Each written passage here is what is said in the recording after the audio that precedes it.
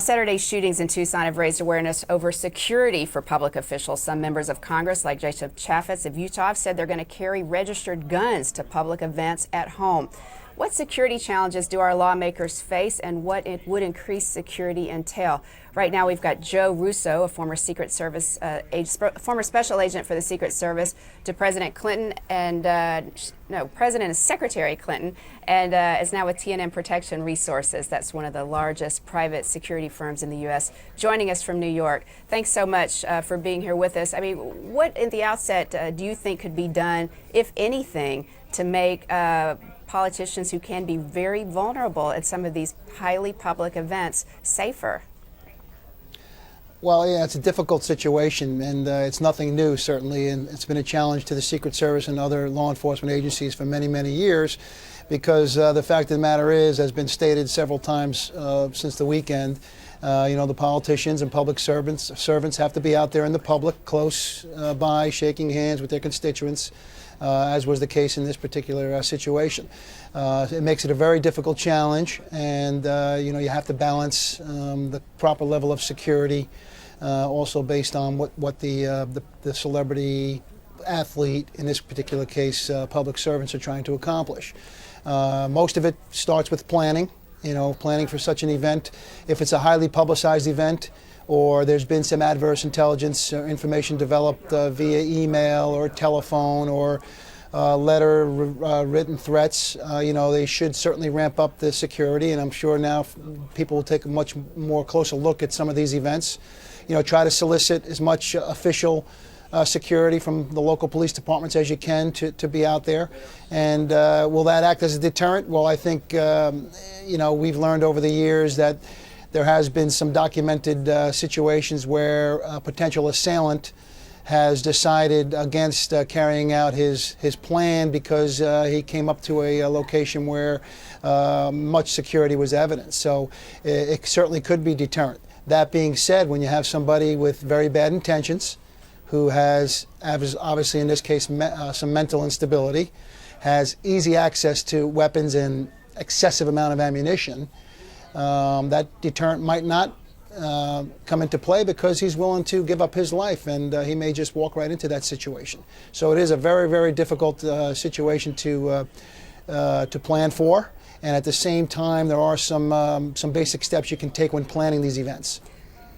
Obviously these threats are not new, but the media and the technology that's sort of going on in our society right now is new. Has that changed anything at all? Has are law enforcement agencies able to track things better now through what people say on YouTube or their Facebook accounts, et cetera? Or does it in fact make it more difficult because there's more people have access to this? That's a great question. Actually, it's both. I mean, you have so many more avenues now where people can put out their opinion or send their threat, or via email, Facebook, Twitter, telephone, still a good way. Regular mailings. So it becomes much more difficult for law enforcement to deal with it because of the volume of the threat.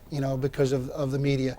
And then secondly, it does actually assist in certainly trying to determine who the people are, where they're coming from. When it comes to technology, you're able to track a lot more of this stuff, although the volume of it has become so much greater. Mr. Russo, obviously federal judges have also come under heightened threats and heightened, certainly, verbal attacks. Hundreds now get security detail in response to specific threats. How do you evaluate, I mean, as now going forward when we're looking to how we may change things or may not, how do you evaluate when a threat actually merits that kind of detail? When does a threat become a real threat that you need to take action?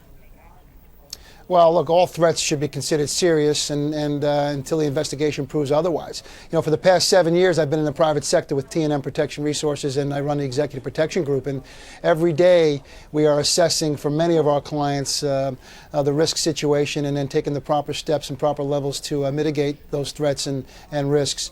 And there's so many different levels. So it's a very difficult situation, but every threat should be taken seriously until proven otherwise. But it seems like now, particularly as Jeff was just saying, as you were discussing, with the internet and people's ability to kind of say these extreme things online. I mean, you've got hundreds of threats.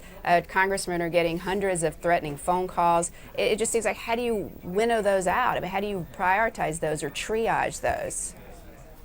Well, I think, a lot of them, through the initial investigation may be somebody who's been sending them more frequently. You start to profile and target those particular individuals who seem to have a very unusual interest. You have to go through them, and from your expertise and obviously from my experience in the Secret Service and dealing with a lot of threats over the years, as being with former President Clinton and Senator Hillary Clinton during that time as the former president, you don't have the assets you had as with the Secret Service, when he was the active president, and yet still we'd go overseas and he would attract, tens of thousands of people to come to these events. So, it's a very difficult situation. But when it comes to the threats, you have to really consider them all until an investigation proves otherwise. But it really shouldn't change how you go about, protecting somebody. I mean, will there be other levels of security? Certainly, if somebody's getting inappropriate amount of threats, certainly you might want to ramp it up. But at the same time, you always should have that basic level of security. You should cover the bases in your planning, and you should have a plan of action when you're attending these events. Mr. Russo, you've been at this for a long time. Have the nature of threats changed at all since the election of President Obama? Have you sensed any type of changes in the nature of threats that you've heard about from your colleagues in the Secret Service or from your clients now? I can't really speak about the specific threats to President Obama. I have not been there for 7 years, but I think it's pretty well documented and known that I think a lot more of the focus became a domestic threat again, whereas I think under President Bush, you had a lot of international threat, due to terrorism and the fact that we were involved overseas.